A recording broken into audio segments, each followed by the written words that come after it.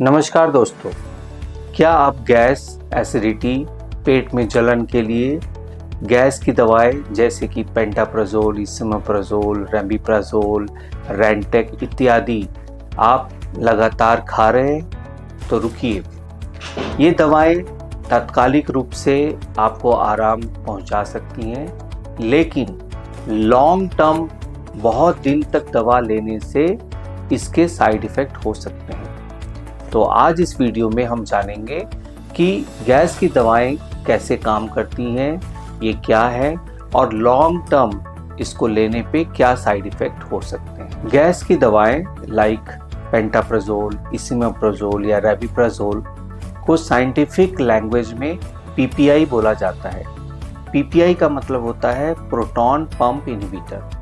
Proton pump ऐसे pump होते हैं जो हमारे स्टमक में पाए जाते हैं और इनका काम होता है एसिड को स्टमक के अंदर ढकेलना या के अंदर सिक्रेट करना।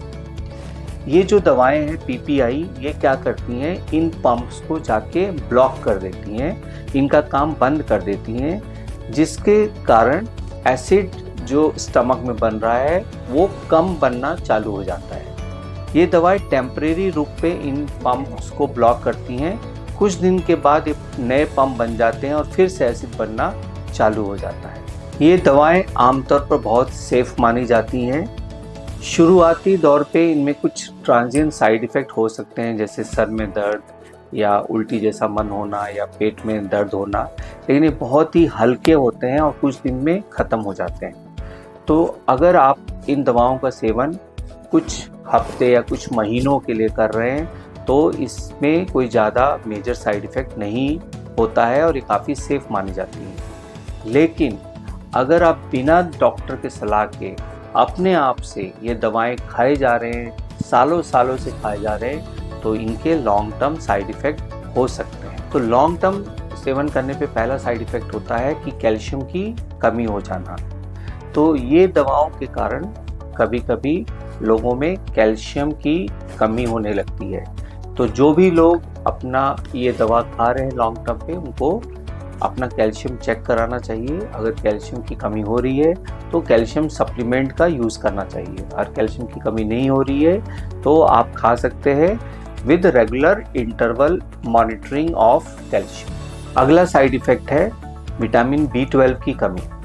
विटामिन B12 के एब्जॉर्प्शन के लिए पेट में एसिड का होना ज़रूरी है। लॉन्ग टर्म पीपीआई खाने से जब पेट में एसिड की मात्रा काफ़ी कम हो जाती है तो उससे विटामिन B12 की कमी होने की आशंका रहती है। विटामिन B12 की कमी होने से नसों में प्रॉब्लम आती है, हाथ पैर में झंझनाहट होती है, खून की कमी आ सकती है। अगर ऐसे कुछ सिम्टम आपको आ रहे हैं तो अपना विटामिन B12 ज़रूर चेक कराएं और अगर वो कम होता है तो उसके लिए दवाएं उपलब्ध हैं। दवा खाने से ये पूरी तरह से ठीक हो जाता है। एसिड हमारे पेट में हार्मफुल बैक्टीरिया को बढ़ने नहीं देता है और जब हम इन दवाओं का सेवन लॉन्ग टर्म पे करते हैं जो एसिड को ब्लॉक करती हैं, तो हमारे पेट में हार्मफुल बैक्टीरिया का बढ़ने का चांस रहता है। कभी कभी उसके कारण निमोनिया होने का भी चांस रहता है। तो अगर आप लॉन्ग टर्म एसिड ले रहे हैं और आपको अगर निमोनिया हो रहा है या पेट खराब हो रहा है, इन्फेक्शन हो रहा है, तो हो सकता है ये आपकी गैस की दवा के कारण हो रहा है। तो इस पर आपको ध्यान देना ज़रूरी है। बहुत रेयरली ऐसा पाया गया है कि पीपीआई या गैस की दवा खाने से किडनी की एक प्रॉब्लम होती है जिसको हम लोग इंटरस्टिशियल नेफ्राइटिस बोलते हैं।